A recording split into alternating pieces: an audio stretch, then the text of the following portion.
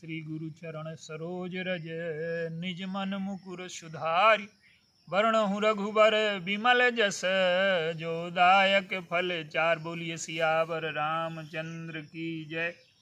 श्री राम मैं सब जग जानी करऊं प्रणाम जोर जुग पानी। आइए आज जो कर्तव्य निष्ठा है वो हमारे जीवन को कितना महान बना सकती है, दिव्य बना सकती है, ऊंचा बना सकती है, इस पर विचार करें।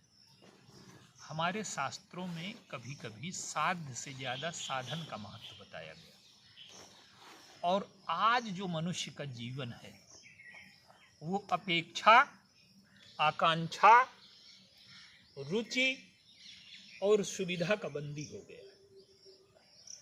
हम चाहते हैं कि सब हमारी अपेक्षा पूरी करें, सब हमारी आकांक्षा पूरी करें, सब हमारे रुचि का ध्यान रखें, सब हमारी सुविधा का ध्यान रखें।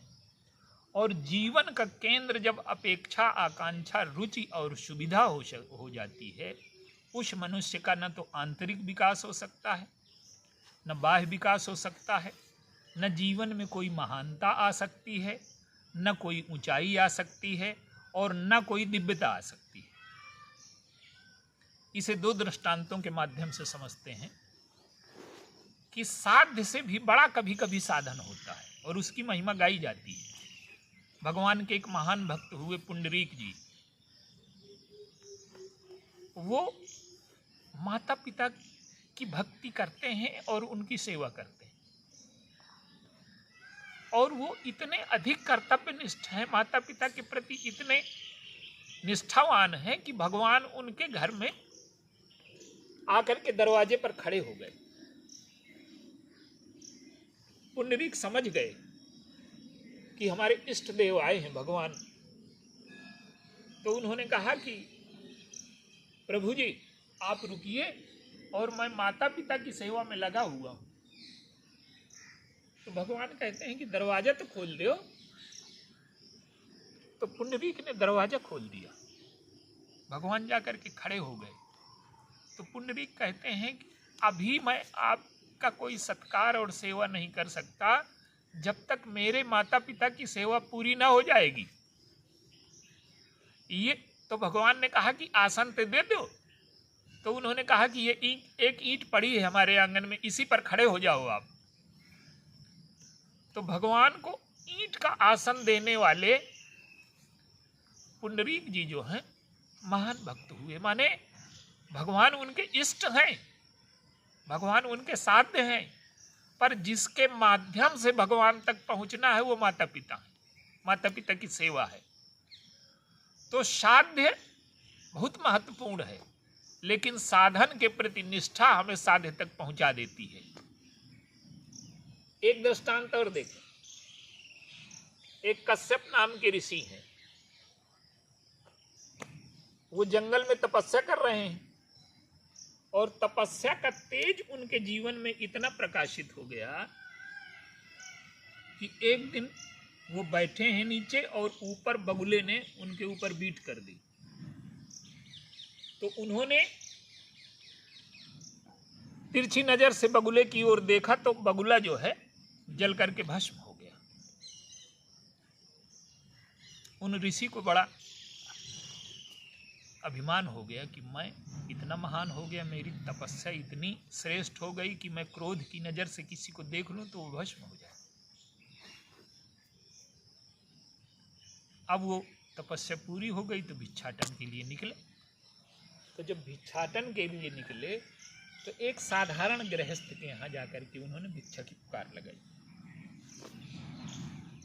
और वहाँ एक महिला है, उसी बीच में उसके पति आ गए। तो उसने कहा कि महात्मा जी रुकिए, मैं पति की सेवा कर दूं। तो वो जब आए उसके पति, तो उसने बैठने के लिए आसन दिया, पीने के लिए जल दिया, और वो कहती है कि एक महात्मा दरवाजे पर खड़े हैं और आप आदेश दें तो मैं उनको भिक्षा दे आऊं। पति ने कहा कि अरे आपको तो पहले जाना चाहिए था। पत्नी जब गई तो महात्मा क्रोध से भर करके उसकी नज़र उसकी ओर देखा और कहते हैं कि तुम महात्माओं का अपमान करती हो, इतनी देर लगा दिया। तो वो जो पतिव्रता स्त्री है उसने कहा कि महात्मा जी, मैं वो बगुला नहीं हूं जिसको आप देखते हैं तो वो जल गया, और मैं तीनों कालों को जानती हूं। तो महात्मा बड़े आश्चर्यचकित हुए। उन्होंने कहा कि तुम्हारे अंदर इतनी शक्ति कहाँ से आई, तुमने तो कोई तपस्या नहीं की, साधारण गृहस्थ महिला हो आप। तो उसने कहा कि मेरा जो कर्तव्य है, अपने परिवार का पालन पोषण, पति की सेवा, वही मेरा सबसे बड़ा धर्म है। और मैंने अपने कर्तव्य के बल पर, धर्म के बल पर मैंने कोई तपस्या नहीं की, पर मेरी तपस्या ये है कि अपने परिवार को प्रसन्न रखना, अपने पति की सेवा करना, अपने पति को प्रसन्न रखना और अपने को मिटा देना। जो आकांक्षा अपेक्षा सुख सुविधा के बीच में जीता है उसके जीवन में सेवा नहीं हो सकती, उसके जीवन में तपस्या नहीं हो सकती।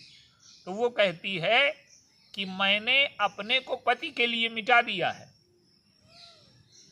और पति सेवा की वजह से मेरे जीवन में ये दिव्यता आ गई है कि किसी के अंतःकरण में क्या हो रहा है, किसी के जीवन में क्या हुआ, ये तीनों कालों की शक्ति मुझे आ गई है और ये केवल पति सेवा का परिणाम है। तो कहने का अर्थ है कि साधन